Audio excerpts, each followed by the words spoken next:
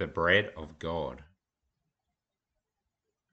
During a discussion between formation students preparing for ordination, the topic of spiritual attack came up. One of the words used to describe the experience of ordinands and their spiritual struggle was relentless. When reading a psalm like today's, God's promise to rescue all who call on his name can seem difficult to appreciate. Perhaps we are all still trying to work out what it means to follow Jesus to the cross. Because during times of dark struggle, it can get easy to look at our believing neighbours and ask God to just let off the pressure a bit and give us a good life, just like they have it.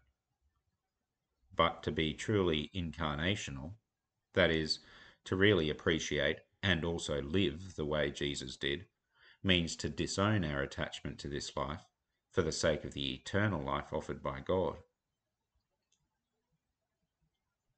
This doesn't mean that we give up on our lives this side of the Jordan and just wait for God to whisk us up to heaven.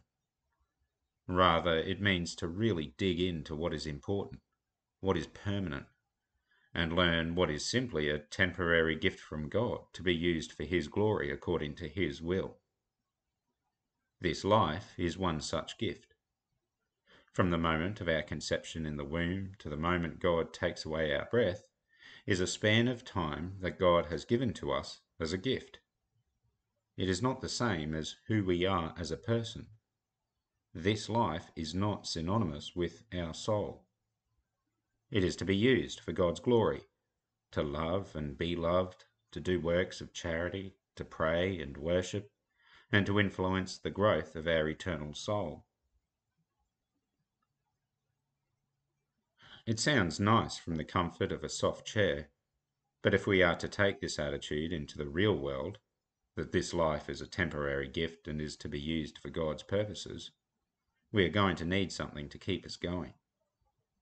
Because the struggles of this world, the spiritual attacks, are relentless, and they can get to us if we are not careful.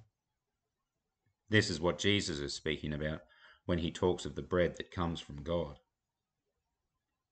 Today's psalm tells us how to prepare this bread for eating. Turn to God in thanksgiving for the gift we have been given.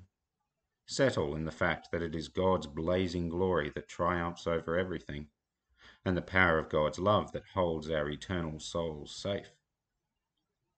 Munch down on the bread of thanksgiving and worship.